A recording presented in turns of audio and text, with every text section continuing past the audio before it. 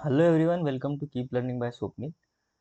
Question देखते हैं। Consider a book lying on a table. The weight of the book and the normal force by the table on the book are equal in magnitude and opposite in direction. Is this an example of Newton's third law?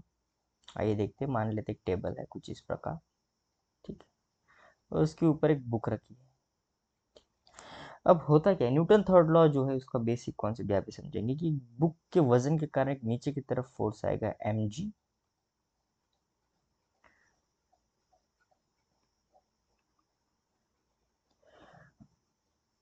और ये table जो है, ये table इस book के ऊपर एक force लगाएगा नॉर्मल।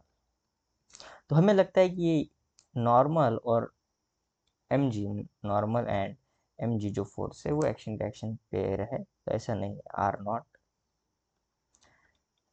Action reaction pair. अब क्यों नहीं है? Because as both forces act on the same body. होता ये है कि हम ऐसे मान लेते हैं कि ये एन और एम जी सेम ही फोर्स है, इक्वल फोर्स है, तो एक्शन रिएक्शन पेयर होगा, पर वो एक ही बॉडी पे अप्लाई हो रहा है। न्यूटन्स थर्ड लॉ का नियम, ये रूल ये है कि वो डिफरेंट बॉडीज पे अप्लाई होना चाहिए। मान लेते हैं यहाँ पे अगर मैं फ्री बॉडी डायग्राम निकालूँ, यहाँ पे टेबल है ये कुछ इस प्रकार।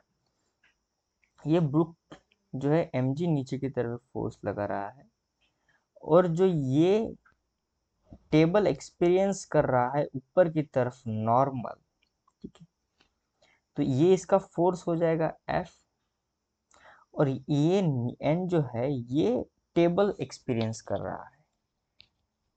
तो ये दो डिफरेंट बॉडीज पे हो गए, और यहाँ पे जो एन था ये भी बुक पर ही लग रहा है, और एम जी है ये बुक ही लगा रहा है।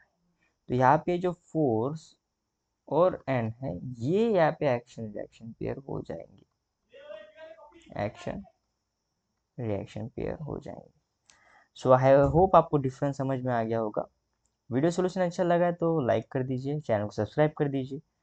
मिलते हैं नेक्स्ट वीडियो सोल्यूशन में। कीप लर्निंग विद स्वप्निल के साथ।